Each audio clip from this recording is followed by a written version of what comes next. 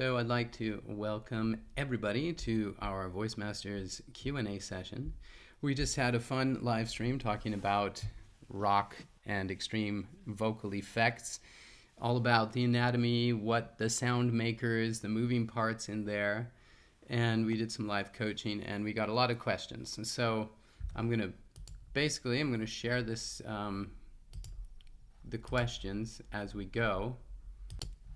So let's take a look at the first question we have here.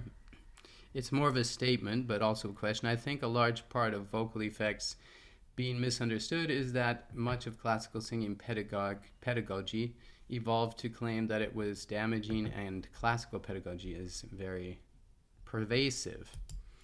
So, yeah, I mean, let's just be fair about it. It's not so long ago, classical singing was the popular singing. It was the popular form of singing, right?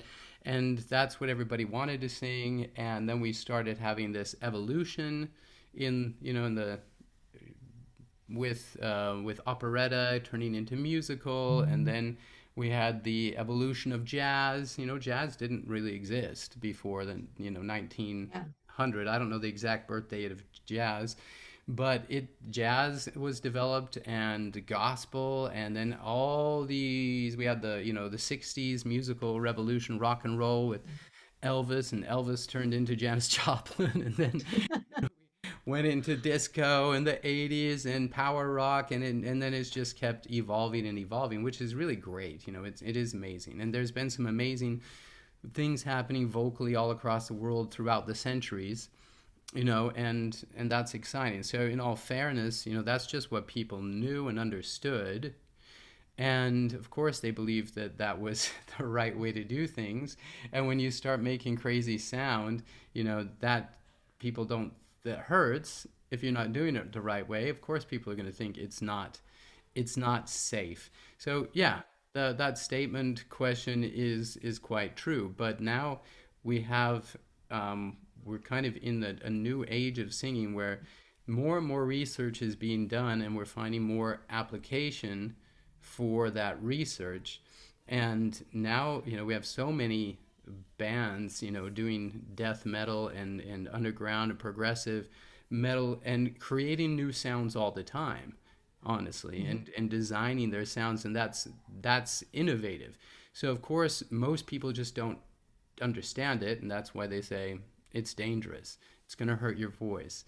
But so that's where we are today. But we do have research coming out, more and more research, and we'll continue to have more research coming out showing how it works, and then why it can be done safely. What do you think? It's also a matter of styling, because opera has such a specific styling, the darker sound color and all that.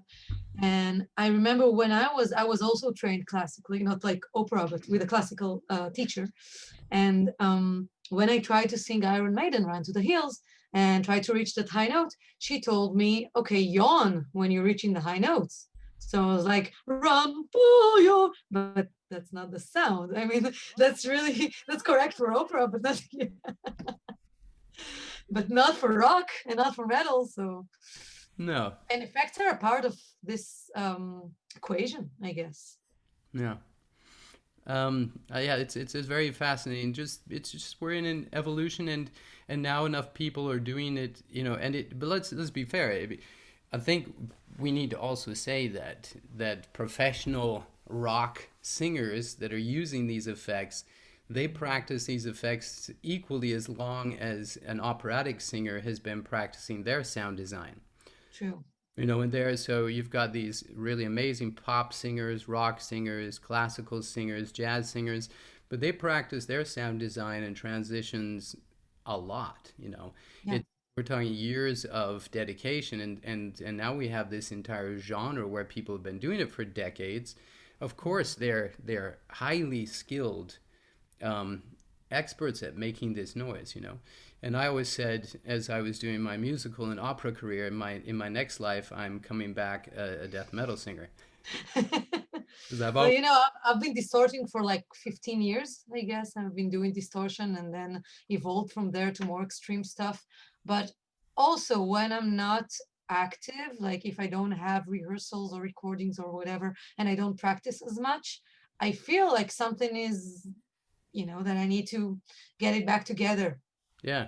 So definitely we work on these things like opera singers work on their things. Oh, absolutely. I mean, singing is an activity, it's a coordination, right? And Mhm. it's just like any other athlete, if or dancer or musician, if you take a month off of your practice, Mhm. yeah, you're going to be a little out of shape. Yeah. You're Yeah, going yeah. to get back in shape. Yes, definitely. It was Especially with those delicate sounds that are between like vocal effects where they like combinations, and it's not like this or that, and it's like a very certain path that you're taking, and it's so balanced that mm, yeah, it's so easy to get kicked out of it.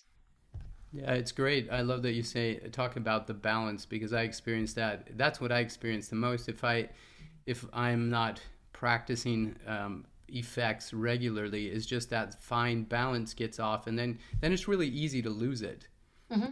or have it slip to something you don't want it to. And then the more nerdy or the more specific you get, the more balance it requires.